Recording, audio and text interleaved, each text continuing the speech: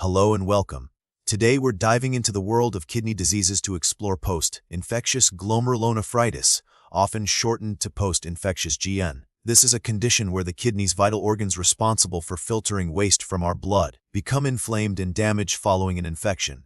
Join us as we unravel the causes, symptoms, diagnosis, treatment, and more about this important disease. So, what exactly triggers this kidney problem? Post-infectious GN, as the name suggests, is almost always caused by a preceding infection. The most common culprit is Streptococcus bacteria, the same bug that causes strep throat and impetigo, a skin infection. However, other infections, including those caused by bacteria like Staphylococcus, viruses, and even parasites, can also, although less frequently, lead to post-infectious GN. It's important to remember that not everyone who gets a strep infection will develop post-infectious GN. It's a specific immune response in certain individuals that triggers the disease. Now let's look at what's happening inside the kidneys. After the infection, the body's immune system gets to work fighting it off. In some individuals, this immune response goes a little haywire. Antibodies, proteins designed to attack the infection, form complexes with the antigens, the infectious agents. These immune complexes circulate in the bloodstream and eventually get trapped in the glomeruli, the tiny filtering units within the kidneys. The trapped immune complexes trigger inflammation, damaging the glomeruli and impairing their ability to properly filter waste and fluids. This damage can lead to a variety of problems, including protein and blood leaking into the urine, fluid retention, and ultimately, kidney dysfunction. Post-infectious GN is more common in children, particularly those between the ages of 5 and 15. However, it can affect individuals of all ages. The incidence of post-infectious GN varies geographically. It's more prevalent in regions with poor hygiene and limited access to medical care, where strep infections are more common and often left untreated. While the overall incidence has decreased in developed countries due to the widespread use of antibiotics to treat strep infections, it remains a significant health concern globally. The symptoms of post-infectious GN can vary in severity, but some common signs include hematuria or blood in the urine, which may cause the urine to appear reddish or tea-colored. Proteinuria or protein in the urine, which may lead to foamy urine. Edema or swelling, particularly in the face, around the eyes, ankles, and feet due to fluid retention, hypertension, or high blood pressure. Less frequent urination than usual as kidney function declines, and in some cases fatigue, loss of appetite, and general malaise. It's crucial to seek medical attention if you experience any of these symptoms, especially after a recent infection. Diagnosing post-infectious GN involves a combination of medical history, physical examination, and laboratory tests.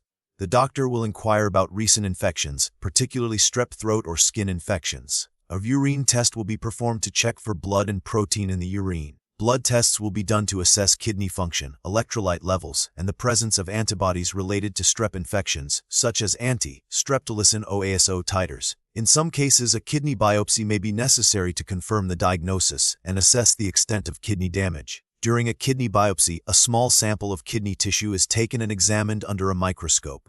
While there aren't distinct types of post-infectious GN in the sense of different subtypes of the disease, it can be classified based on the specific causative infection, the severity of kidney damage, and the presence or absence of complications. Some cases are mild and resolve on their own, while others can be more severe and lead to chronic kidney disease.